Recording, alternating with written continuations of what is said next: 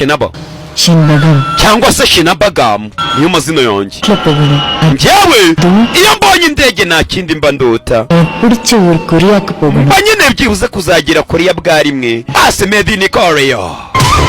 Uraki perfect w'Imana. Iniyo filime yitwa Made in Korea ya nyayo iri guca ibintu. Iyi filime yo irasobanuye. Hanyuma bari kuvuga ko hari aho bari kwishaka niba ari uwafatishagaho filime akaguhita ariyo cyangwa se akakubwira ko idahari, bivuze ko uri guhitamo ahantu hatari ahanyaho ho gushakira filime kandi nziza za nyazo. Iyi filime yitwa Made in Korea ni filime nziza irimo abahinde n'abanyakoreya. Ifite story nziza. Ni story y'umuhindekazi itangira ari umwana ariko mwubwo bwana bwe abafite inzozi zo kuzajya muri Korea ariko akoresheje gari ya moshi. Kuza arizo nzozi afite. Niba ushaka kureba ko ese yagiyeyo ese agezeyo byagenze gute, iyi ni filime nziza. Erekana n'abantu uri kwaka filime bakaguhita ariyo cyangwa se bakakubwira ko idahari. Iyi filime irahari yasobanuwe na Perfect.